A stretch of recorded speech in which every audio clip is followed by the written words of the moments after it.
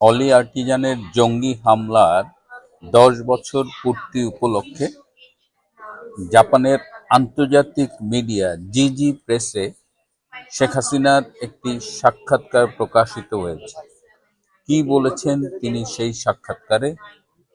গতকাল নৌবাহিনী প্রধান অ্যাডমিরাল নাজমুল হাসানকে নিয়ে কথা বলেছিলাম।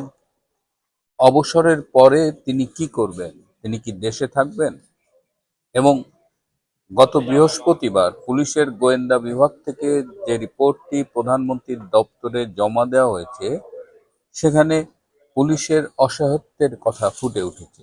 আজকে এই বিষয়গুলো নিয়ে কথা বলবো, শেষ পর্যন্ত সাথে থাকবেন।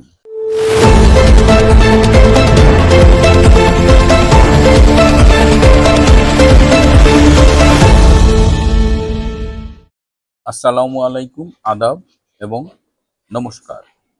আপনাদের নিশ্চয়ই মনে আছে যে ২০১৬ সালের ১লা জুলাই গুলশানের হোটেল আর্টিজানে অলি আর্টিজানে একটি জঙ্গি হামলা হয়েছিল এবং সেখানে ২০ জন মারা গিয়েছিল। তার মধ্যে ৭ জন ছিল জাপানি।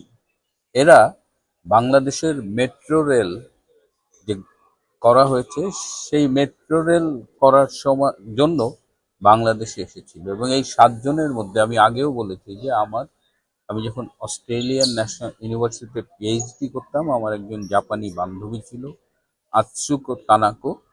আতসুকোর বাবাও ছিলেন এবং আতসুকোর বাবা বয়স ছিল ৮০ বছর।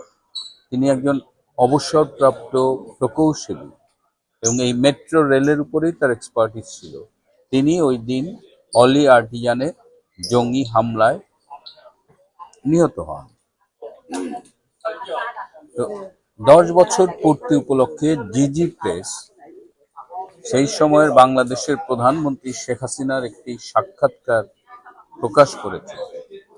জিজি প্রেস মিডিয়াটা হলো জাপানের সবচেয়ে শক্তিশালী, প্রভাবশালী আন্তর্জাতিক মিডিয়া। সেখানে এত বছর পরেও যাকে ফ্যাসিস্ট বলে বাংলাদেশ থেকে সরিয়ে দেওয়া হলো, তারপরে বিশ্বখ্যাত নোবেল লরিয়েট ডক্টর ইউনূস ক্ষমতা এলো, এখনো বাংলাদেশে একজন প্রধানমন্ত্রী আছে, তাদের রেখে জাপান কেন শেখ হাসিনার সাক্ষাৎকার নিল? এটি কিন্তু যারা জিও পলিটিক্যাল সিচুয়েশন কিংবা ইন্টারন্যাশনাল পলিটিক্সের গতি প্রকৃতি ফলো করেন, তারা নিশ্চয়ই বুঝতে পারবেন। এবং সেখানে শেখ হাসিনার বক্তব্যটা কিন্তু খুবই গুরুত্বপূর্ণ। তিনি বলেছেন জাপান বীরের জাতি, এবং এই যে জাপানি সহায়তায় যে প্রকল্পগুলো হয় বিভিন্ন দেশে, এমনও ঘটনা ঘটেছে যে ধরেন ওই প্রকল্পের কারোর সাথে একটু খারাপ ব্যবহার করলো, জাপান কিন্তু প্রজেক্ট বন্ধ করে চলে আসে। অথচ ৭ জন নিহত হবার পরেও জাপান এই প্রজেক্ট বন্ধ করেনি, এবং তার দ্বারাই বোঝা যায় যে শেখ হাসিনার কূটনৈতিক পারদর্শিতা। এবং জাপান সেই সময় শেখ হাসিনা যে জঙ্গি উত্থান মোকাবেলা করেছিল, তার পাশে কিন্তু সবসময় ছিল। এবং ১০ বছর পরেও তারা শেখ হাসিনার সাক্ষাৎকার নেওয়াটাকেই গুরুত্বপূর্ণ মনে করছে। এবং শেখ হাসিনা বলেছেন যে এই জঙ্গি উত্থান বিরোধী আন্দোলনে জাপান সব সময় তাদের পাশে ছিল, এবং এরকম একটা ভয়াবহ দিন ১লা জুলাই, যেটি বাংলাদেশ কখনো ভুলবে না। সেই জায়গাটায় মানে এই জঙ্গি মোকাবেলা করে সব শেখ হাসিনা যেভাবে দেশ চালিয়েছেন এবং জাপান যেভাবে পাশে ছিল, সেটি কিন্তু এই সাক্ষাৎকারে উঠে এসেছে। শেখ হাসিনা আরও বলেছেন যে বর্তমানে বাংলাদেশের যে পরিস্থিতি, তিনি আশা করেন যে বর্তমানেও জাপান সরকার বাংলাদেশের মানুষের পাশে থাকবেন। এবছর জাপানে কিন্তু এই হলি আর্টিজান নিয়ে একটা খুব বড় আকারের স্মরণ সভা হয়েছে, এবং সেই স্মরণ সভায় শেখ হাসিনা একটি বার্তাও দিয়েছেন, যেটা ক্রমশ এভিডেন্ট হয়ে উঠছে যে বর্তমান বাংলাদেশের রাজনীতিতে আন্তর্জাতিকভাবেও শেখ হাসিনা ক্রমশ গুরুত্বপূর্ণ হয়ে উঠছেন, অনিবার্য একটি নাম হয়ে উঠছেন। গতকাল বলেছিলাম যে আমি আজকে এয়ারপোর্টে থাকবো, এই কারণে আমি হয়তো এপিসোড করতে পারবো না, কিন্তু কুয়ালালামপুর এয়ারপোর্টে আমি বেশ কিছুটা সময় পেলাম, তাই ভাবলাম একটা এপিসোড করেই ফেলি। এবার নৌবাহিনী প্রধান অ্যাডমিরাল নাজমুল হাসানের কথা বলছি, যে গতকাল বলেছিলাম তিনি অবসরে যাচ্ছেন, তার এক্সটেনশন হয়নি। এর পাশাপাশি দুদকেও কিন্তু তার বিরুদ্ধে একটা ফাইল খোলা হয়েছে। আমি তার কিছু দুর্নীতির কথা বললাম, তো দুদক বেশ জোরে সোরেই এই অ্যাডমিরাল নাজমুলের পেছনে লেগেছে। তো এখন অবসরের পরে অ্যাডমিরাল নাজমুল হাসান কি করবেন? তিনি কি দেশে থাকবেন, কোনো কাজ করবেন, ব্যবসা করবেন? তার স্ত্রীর কাছাকাছি ঘনিষ্ঠ একটি সূত্রে আমরা জেনেছি যে তিনি ফ্রান্সে যাবার সব আয়োজন চূড়ান্ত করে রেখেছেন এবং সম্ভবত তিনি দেশ থেকে পালিয়ে ফ্রান্সে আশ্রয় গ্রহণ করবেন। এখন সরকার তাকে পালাতে দেবে কিনা সেটি নিয়েও কিন্তু প্রশ্ন উঠেছে। সবশেষে বলি যে প্রতি বৃহস্পতিবার গোয়েন্দা সংস্থাগুলো প্রধানমন্ত্রীর দপ্তরে একটা রিপোর্ট জমা দেয়। এই বৃহস্পতিবার পুলিশের গোয়েন্দা সংস্থার পক্ষ থেকে যে রিপোর্টটি জমা দেওয়া হয়েছে সেখানে পুলিশের অসহায়ত্বের কথা তীব্রভাবে ফুটে উঠেছে। এই যে গত 23শে জুন আওয়ামী লীগের প্রতিষ্ঠা বার্ষিকী ছিল, সেখানে সরকারের পক্ষ থেকে ব্যাপক ধরপাকড় করা হয়েছে এবং 37,640 জনকে গ্রেপ্তার করা হয়েছে।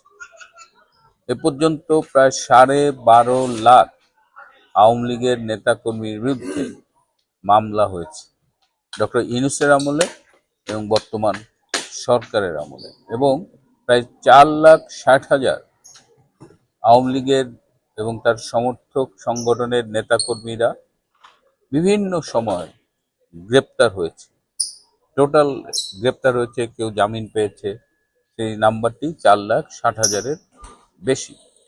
এখন যখন বলছেন জননেত্রী শেখ হাসিনা দেশে ফিরবেন ডিসেম্বরের মধ্যে, তখন সারা দেশের নেতাকর্মীদের মধ্যে কিন্তু এক ধরনের জাগরণের ভাব দেখা যাচ্ছে এবং শেখ হাসিনা যখন আদালতে আত্মসমর্পণ করবেন তখন এই যাদের বিরুদ্ধে মামলা রয়েছে তাদের অধিকাংশই আদালতে আত্মসমর্পণ করবেন এবং অলরেডি নেতাকর্মীদের ইনস্ট্রাকশন পাঠানো হয়েছে যাদের যেখানে মামলা রয়েছে সেই আদালতে, জেলায় বা যেখানে আত্মসমর্পণ করা যায় সেখানে আত্মসমর্পণ করার কথা বলা হয়েছে। পুলিশের গোয়েন্দা রিপোর্টে যেটা বলা হয়েছে যে এত বিপুল সংখ্যক নেতাকর্মী যদি আত্মসমর্পণ করে এক সময়, তাহলে যে পরিস্থিতির উদ্ভব হবে সেটি সামলানোর সক্ষমতা বাংলাদেশ পুলিশের নেই। এমনকি এদের যে গ্রেপ্তার করে জেলে রাখবে এত কারাগার বাংলাদেশে নেই। অনেকেই বলেন যে সরকারের উচিত এখন থেকেই দ্রুত গতিতে অসংখ্য কারাগার নির্মাণ শুরু করা, কারণ আওয়ামী লীগের এই নেতাকর্মীরা যদি 5 লাখও আত্মসমর্পণ করে, বাংলাদেশে কারাগারের ধারণ ক্ষমতা তো মাত্র 44,000, এই 80,000-এর বেশি হয় না। তো পুলিশের পক্ষ থেকে এই অক্ষমতার কথা বলা হয়েছে। পুলিশ বাংলাদেশে আছে আসলে বাটে, সরকার তাদের পরিপূর্ণ আস্থায় নিচ্ছে না। তাদের যে কর্তৃত্ব, আইন শৃঙ্খলা রক্ষায় তার যে ভূমিকা সেটি তারা যথাযথভাবে পালন করতে পারছে না। এই সরকারি সমর্থক জামাত, এনসিপি এরা পুলিশকে কাজ করতে বাধা দিচ্ছে। অনেক ক্ষেত্রে দেখা যাচ্ছে যে দুর্বৃত্তরা পুলিশের উপর চড়াও হচ্ছে। তো এ সময় গোয়েন্দা রিপোর্টে বলা হয়েছে যে সেনাবাহিনী এবং বিজিবি এই পরিস্থিতি সামাল দিতে পারবে কিনা সেইটি নিয়ে বিবেচনা করা উচিত। এদিকে শেখ হাসিনা ফিরবে বলে ঢাকা বিশ্ববিদ্যালয়ের ছাত্র শিবিরকে অ্যালার্ট করা হয়েছে এবং জামাত, এনসিপি, শিবির সারা দেশে তাদের নেতাকর্মীদের নানান রকমের সামরিক প্রশিক্ষণ দিচ্ছে। অর্থাৎ শেখ হাসিনার প্রত্যাবর্তনকে কেন্দ্র করে বাংলাদেশের রাজনীতি কিন্তু নতুন করে ঘুরপাক খাচ্ছে। আমি বলি, এই প্রত্যাবর্তনের ঘোষণাটা ছিল শেখ হাসিনার রাজনৈতিক মাস্টার স্ট্রোক। প্রিয় বন্ধুরা, আজ এ পর্যন্তই। ভালো থাকবেন, সুস্থ থাকবেন, তার চেয়েও জরুরি হলো নিরাপদে থাকবেন। সবাইকে অনেক ধন্যবাদ।